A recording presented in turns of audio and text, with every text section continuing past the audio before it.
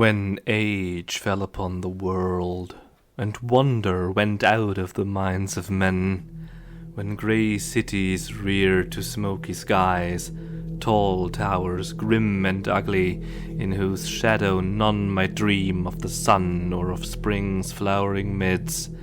when learning stripped the earth of her mantle of beauty, and poets sang no more of twisted phantoms seen with bleared and inward-looking eyes,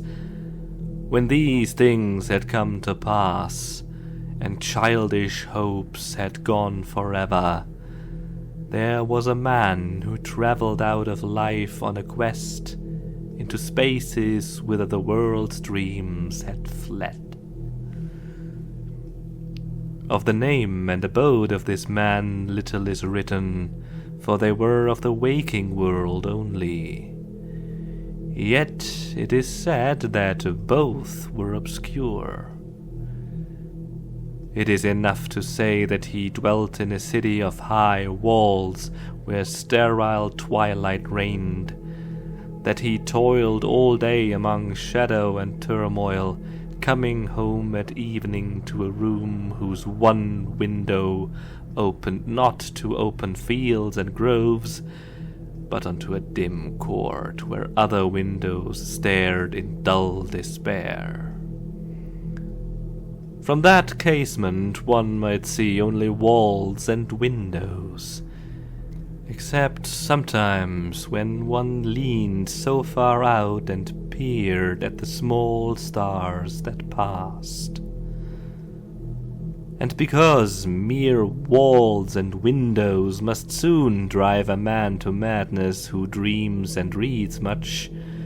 the dweller in that room used night after night to lean out and peer aloft to glimpse some fragment of things beyond the waking world and the tall cities. After years he began to call the slow-sailing stars by name, and to follow them in fancy when they glided regretfully out of sight, till at length his vision opened to many secret vistas, whose existence no common eye suspected.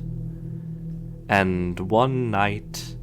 a mighty gulf was bridged, and the dream-haunted skies swelled down to the lonely watcher's window, to merge with the close air of his room, and to make him a part of their fabulous wonder.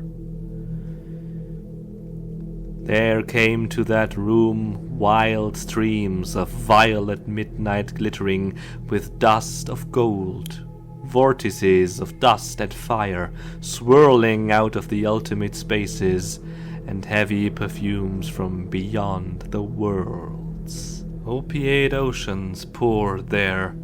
littered by suns that the eye may never behold, and having in their whirlpools strange dolphins and sea nymphs of unrememberable depths. Noiseless infinity eddied around the dreamer,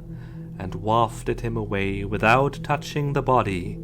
that leaned stiffly from the lonely window, and for days, not counted in men's calendars, the tides of fast spheres that bore him gently